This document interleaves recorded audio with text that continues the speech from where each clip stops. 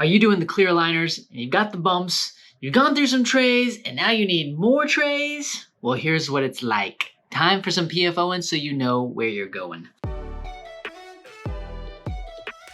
Are you thinking about getting Invisalign? You're like, ooh, what's involved? What about those white bumps? What about the trays? Am I supposed to wear it all the time? Can I eat with them in? Should I take them out? So many questions. Let's answer them by showing you. This individual has gone through a certain number of trays and they have bumps on the teeth. We call those attachments. We decided after going through a certain number of trays that now we need more trays. And you're like, why? Isn't it supposed to fix all of it in just that certain number of trays? And unfortunately, the answer is no. The plastic technology, no matter what brand, does not have a 100% guarantee, meaning that it can predict all these movements on the computer, but the teeth don't always go into that position. Is the Invisalign product really good? Are the clear aligner brands out there effective at moving teeth? And the answer is yes.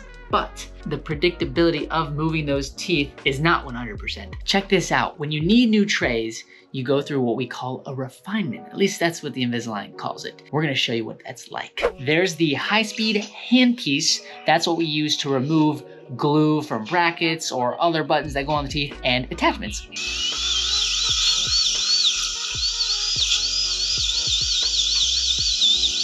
In our office, and in a lot of orthodontic offices, to remove bracket adhesive, the glue, you might use this high-speed handpiece with a burr. Okay, that's, in this case, it's a gold burr, and it buzzes really fast, blows a lot of air. Sometimes people feel a little sensitive to it, but you just communicate with your orthodontist. Anyways, you need to get this off, and it cleans off. This is how we do it, cleans off the glue.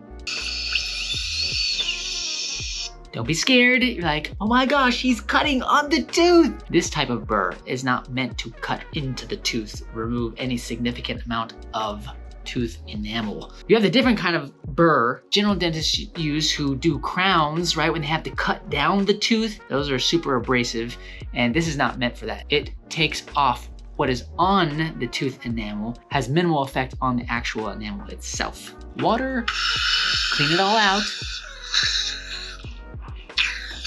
Remember, just close around that little sucky straw thing and it will pull all of the water and spit out. Don't try to push it forward into it. She just put the blue etchant. We have blue etchant, sometimes there's green. It's a cleaner, essentially. It cleans off that superficial layer of the tooth so that the glue can like be pushed in and lock in with the tooth. We suction it off. You try not to get the blue stuff on your lip or your gums. You leave it there for too long, it can end up with a slightly burny sensation.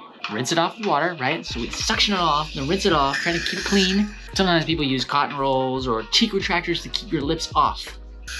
And then you have to dry it. And you're looking for that, right, frosty appearance. Oh, see? It turned an extra white color. And then we'll do a little bit of nail polish. Nope, just kidding, it's not nail polish. Part of the glue process, primer. And then we use the light to cure the primer so that the trays don't stick to the tooth too. We just want the piece of the attachment to stick to the tooth, not the trays. Okay, here it goes. The attachment template. We've got the glue in the front. You saw that right there. If you're in the clinic, you happen to be with your child that's getting the glue, don't look at the light. Bad for your eyes. You know, a long time ago, you had to mix the glue together and then you only had a couple seconds to get it on and it would cure chemically because you mixed them together, right? That's how it gets hard.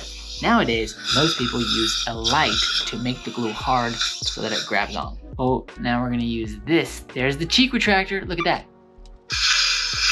There's the cheek retractor. We applied this to it. Again, same process. The blue etch, rinse, dry, little paintbrush. Then you put the glue, or you light it first, and then you glue it, and then you have to peel off the template. We found that when you rinse out with water after you have the template on, it helps it come off a little bit easier.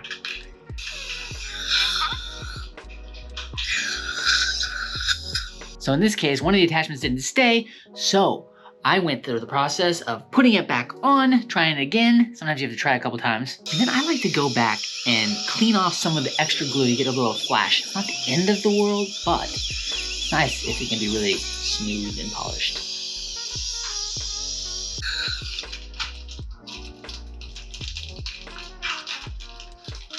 Look at Look at that, all the attachments on. Look at that, you can see there's some black writing on the Invisalign trays, and that can indicate the top or bottom, L or U, right? U for upper, L for lower, and then there's usually a number right there, so pay attention. Push them in with your fingers, I like that. Push it all the way down. If you bite them in, you can break them. Here goes the upper. Look at that, you can see the U, right?